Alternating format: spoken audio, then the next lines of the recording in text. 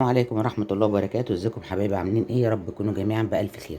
النهارده ان شاء الله راجع لكم فيديو جديد هنعمل فيه الدوناتس زي ما حضراتكم شايفين. شوكولات ابيض وشوكولات براون دارك. بس سهلة وبسيطة وجميلة، ومكونات موجودة في كل بيت، وفي 10 دقايق لنص ساعة تكون اختمرت ونبتدي نشتغل على طول. ما شاء الله كمية وفيرة جدا، من نص كيلو دقيق و50 جرام او 100 جرام بالكتير، فوق النص كيلو. كمل معانا المجموعة اللي حضراتكم شايفينها دي.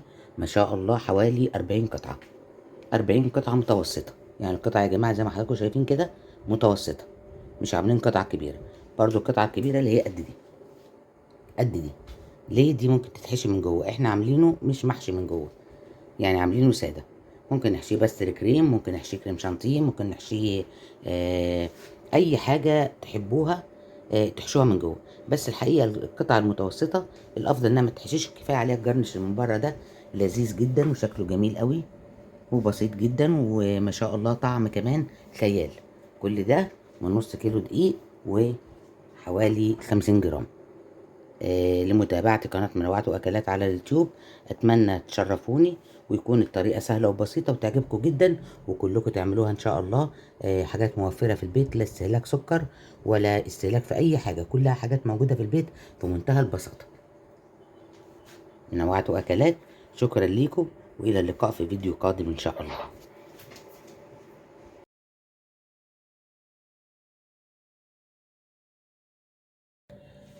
السلام عليكم ورحمة الله وبركاته. ازيكم حبايبي؟ عاملين ايه؟ يا رب تكونوا جميعا بألف ألف خير.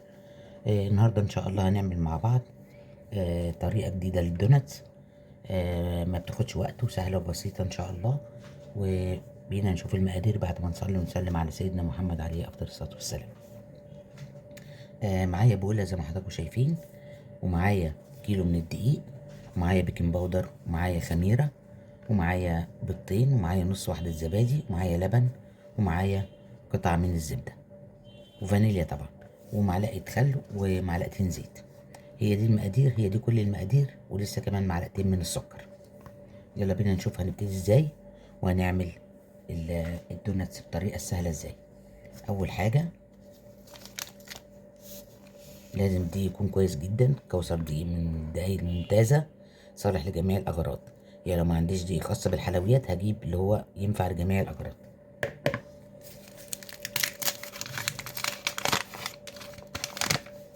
هنبتدي ندخل الدقيق، دي اهم خطوة بتنجح معايا المعجنات او المخبوزات او الحلويات. هي نخل الدقيق بندخله هوا، في الوقت نفسه بنشيل منه الشوائب، يبقى معانا فريش كده وجميل.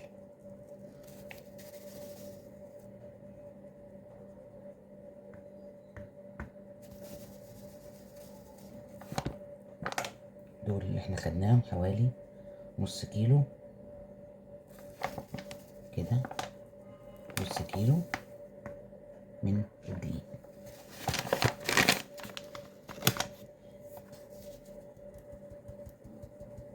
خلصنا دي هننزل عليه نص باكو من البيكنج باودر، ينشط الخميرة وحلو جدا معانا. كمان عليه ذرة الملح اللي بتظهر الطعم. دخلنا كل الحاجات اللي بتتنخل هنا، تمام كده. خليكم معايا هنا حبايبي. بعد ما دخلنا الدقيق وعليه البيكنج باودر وعليه ذرة الملح، هننزل عليه بالخميرة، باكو من الخميرة فورية زي ما حضراتكم شايفين. وكمان ما يعادل 6 معالق من السكر اللي هي الصغيرة بتاعت الشاي، دول بمعيار معلقتين ل3 معالق من معالق الأكل. عملنا كده. ايه كمان عندنا هنجيبه ان شاء الله كده زي ما حضراتكم شايفين، نص واحدة من الزبادي، نص عبوة من الزبادي.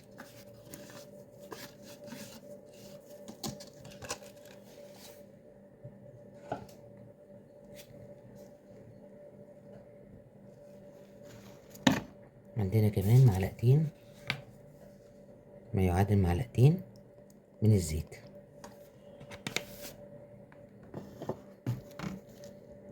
ومعلقة كبيرة من الخل،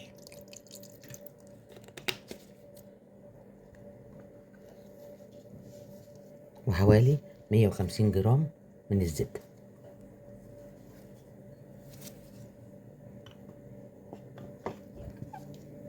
كمان معانا بيضتين،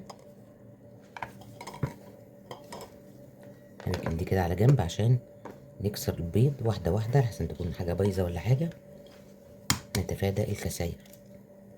حاجات مبقتش رخيصة زي ما حضراتكم شايفين. ادي اول واحدة،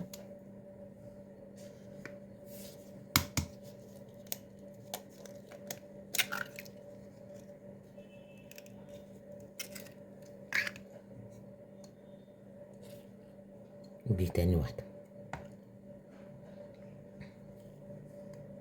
طالما نزلنا بالبيض يبقى على طول الفانيليا، رشة حلوة كده من الفانيليا.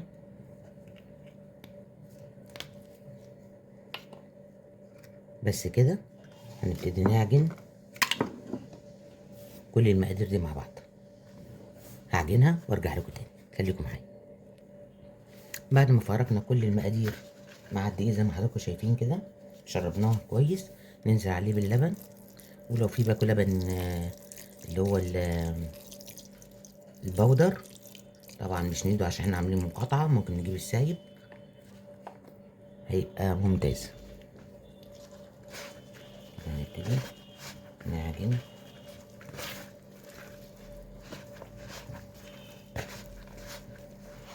هي ما بتاخدش سوائل كتير، يعني ممكن كوباية لبن واحدة تلملي المقدار ده. والعجينة ما بتبقاش طرية يا جماعة، بتتفرد على دقيق كمان، يعني العجينة بتبقى مش بتلزق، عجينة متماسكة.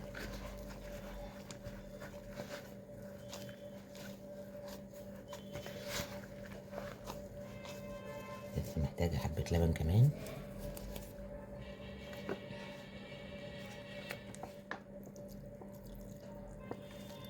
حوالي 4 معالق كده.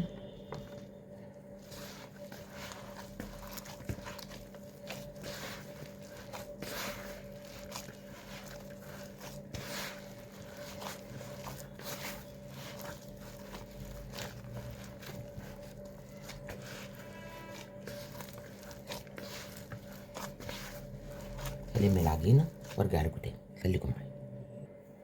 وبعد ما العجينة بقت ناعمة معانا بالشكل ده، احنا قسمناها 2، نص هنسيبه ابيض زي ما هو كده، هنحطها في بولة ونسيبها تختمر، والنص التاني هنحط عليه لون. خليكم معايا.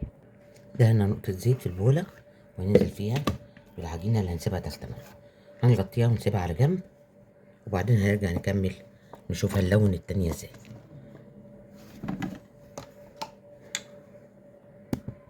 بالشكل ده.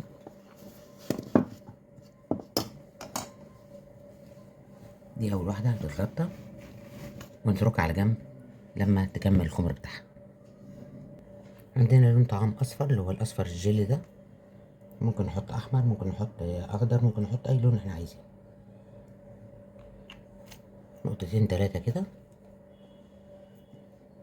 نبتدي نملك العجينة تاني عشان تاخد معانا اللون ده.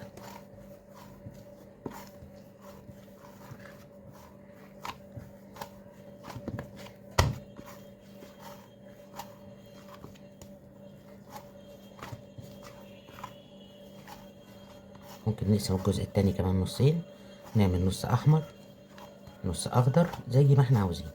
هي الدوناتس اصلا حبيبة الاطفال وهما بيحبوا الالوان وبيبقى شكلها جميل جدا.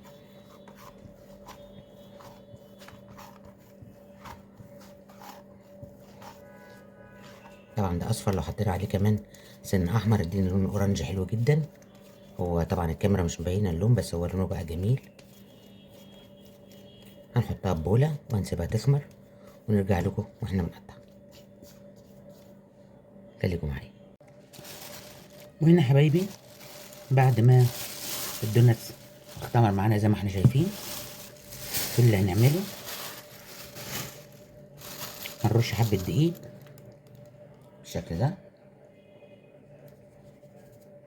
وهناخد مقدار من العجينة كده، ونركن الباقي على جنب ونغطي.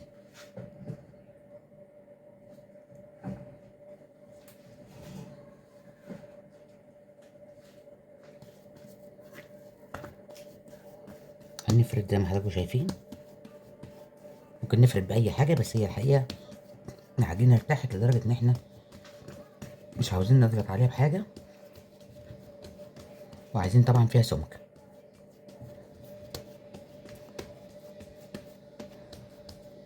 قد ايه ارتفاعها؟ تقريبا 1 سنتي. يعني لما يكون ارتفاعها 1 سنتي، لأنها لسه هتخمر تاني. معانا هنا قطعة الدوناتس، دي الجنب الكبير وده الجنب الأقل منه. ومعانا هنا 3 قطعات زي ما حضراتكم شايفين، 3 مقاسات. 3 مقاسات. ممكن ناخد المقاس الكبير ده، وممكن ناخد المقاس الصغير اللي هنا في الدوناتس على طول. والمقاس الكبير ده لو خدناه هناخد بغطا ازازة او حاجة الجزء اللي في النص. هنجرب ده وهنجرب ده. يلا بينا. بسم الله. اهو نعفره في الدقيق علشان ما يلزقش مننا بالشكل ده. كل واحدة هنطلعها هنروح حاطينها على طول في صاج عشان هتخمر للمرة التانية. ممكن الناس اللي ما بتعرفش تتعامل مع الدوناتس وهو طري بالشكل ده تحطه على ورق من الزبدة، عشان ورق الزبدة تعرف تمسكه بيه.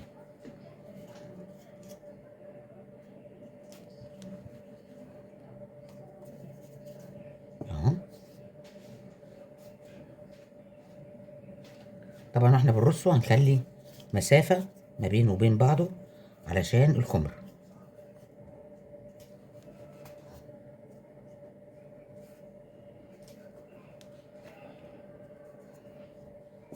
اهو اهو ما شاء الله لسه ما خمرش.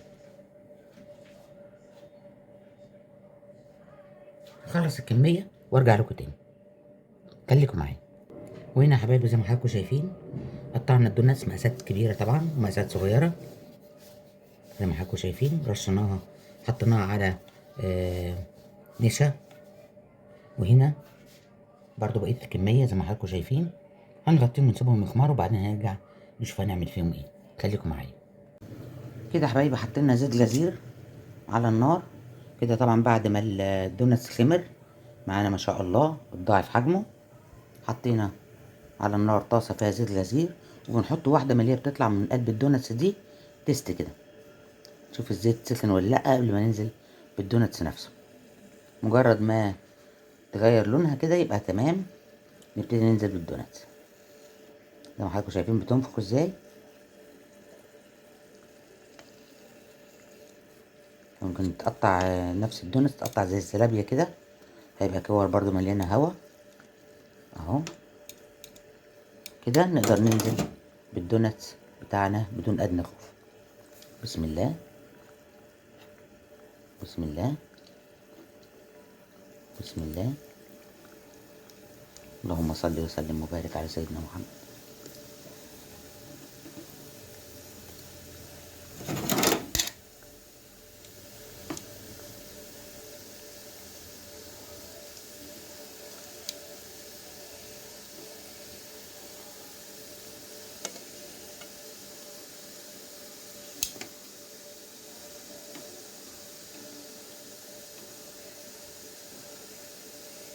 طبعا النار تبقى متوسطة، ما نعليش النار قوي عشان ما يتحمرش من بره ويفضل من جوه ني. لا، نخلي النار وسط بحيث يستوي من جوه ومن بره.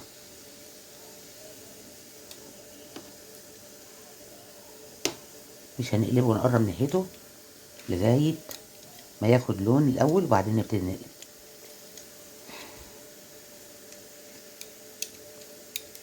طبعا هناخد من اللي احنا خمرناه اول حاجة خلصناها، يعني مش اخر حاجة خلصناها وغطيناها، لا، اول حاجة من اللي احنا حطيناهم اللي هو الصاج الاولاني اللي حطيناه علشان يخمر، ناخد منه لان هو طبعا خمر قبل التاني كنا لسه بنقطع فيه.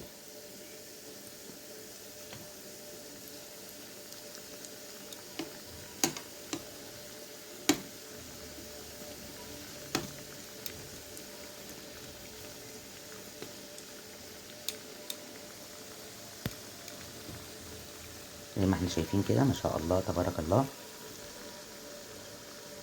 طبعا في هذه الاثناء قطعنا شوكولاته غامقه وشوكولاته بيضه، وهندخلهم الميكروويف 30 ثانيه.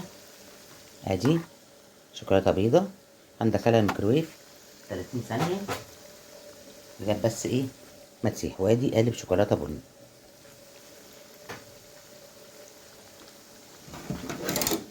شايفين بياخد لون ما شاء الله ازاي، ما بيتاخرش معانا، لونه حلو.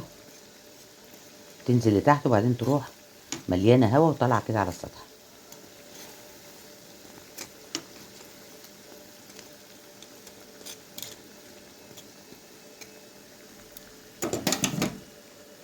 على ورق زبده هنطلع وهنشوف الكميه معانا قد ايه.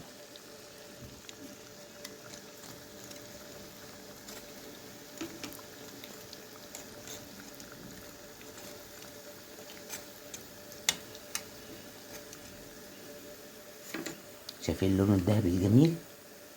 شايفين اللون حلو قوي ازاي؟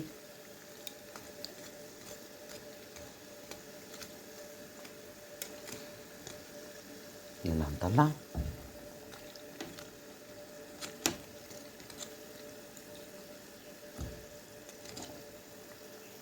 نطلع على ورق زي ما حضراتكم شايفين اهو.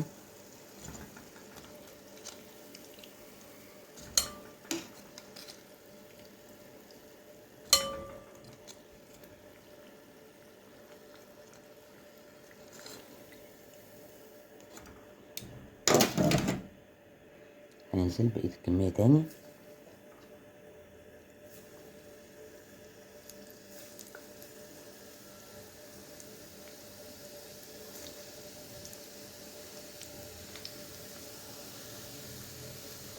حطينا 6 كمان زي المرة اللي فاتت.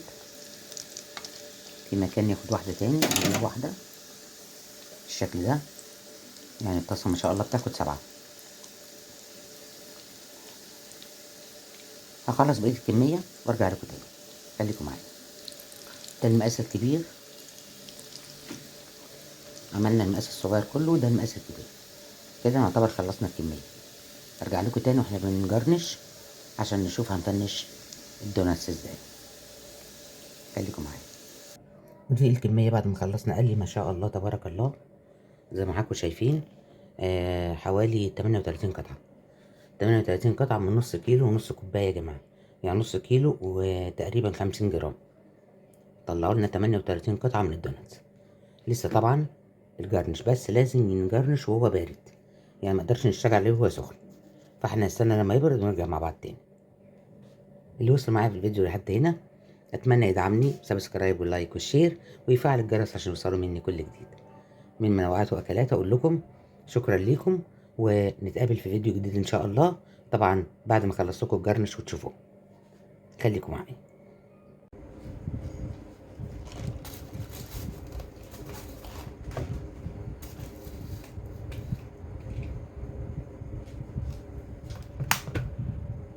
نقول بسم الله. شايفين الكمية يا جماعة ما شاء الله اللي طالعة من نص كيلو. احنا دلوقتي هنعمل ايه؟ جرنشنا الشوكليت، سيحناها في الميكروويف ونزلنا جوه بالدوناتس جواه كده زي ما حضراتكم شايفين، شوكليت ابيض وشوكليت دارك. دلوقتي عندي حبة حاجات كده باقيين من عيد ميلاد فات، يعني كنا جايبين فيه حبة حاجات كده زي الشوكليت اللي هي دي البيضة. هنمسك على البني مثلا كده، هنا واحدتين بالشكل ده، على كل واحدة مقفولة بس عشان ايه تمسك.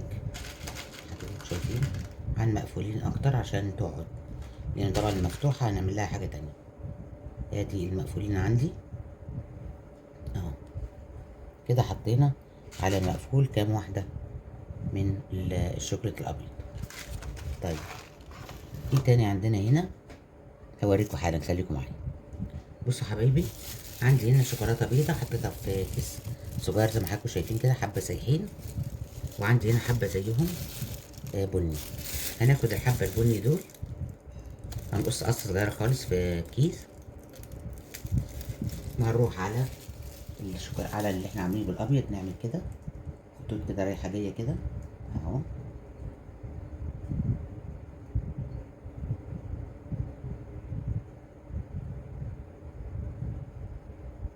البني على الابيض والابيض على البني.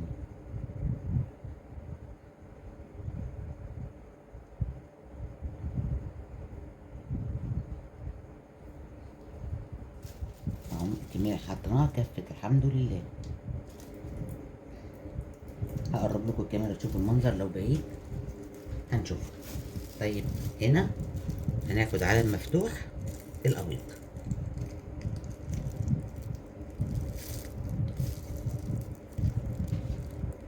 اهو كده.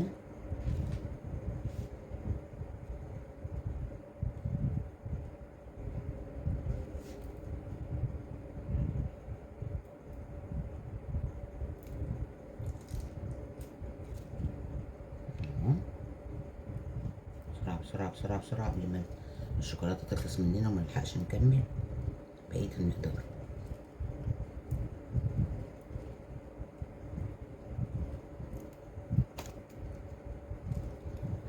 نروح كمان الوحدتين اللي هناك دول اهو. كويس اوي، خلصنا كل الكمية ما شاء الله بالمعلقتين اللي احنا حطيناهم. تمام تمام كده تمام اهو. طيب هنبالغ في الجرنش، ممكن نبالغ شويه. هنعمل ايه؟ هناخد من الشوكولاته دي هنحط على الابيض ده بالشكل ده اهو، وناخد هنا كمان كام واحده كده، اللي يمسك يمسك واللي ما يمسكش مش مشكله، بس عشان الشوكولاته احنا مسيحين اللي عملنا بيها الجرنيه ده لسه سخنه، فممكن واحده اتنين يمسكوا، الباقي هنجمعه تاني وهنستخدمه مرة تانية. يعني اهم حاجة نحط على الخطوط دي وهي لسه محطوطة دي عشان تمسك معانا كويس اوي.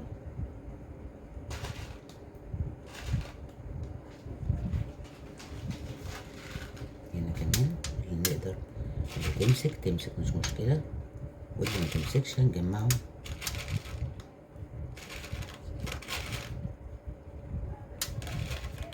وبكده نبقى عملنا احلى دوناتس في البيت، موفر جدا. عارفين الواحده بتتباع بره بكام يا جماعه؟ يعني احنا في الفرن اللي جنبنا اللي هي الفرن الفينو، الواحده تقريبا بتعدي ال 12 جنيه الواحده. طيب يعني لو عملناهم في البيت هنخسر ايه؟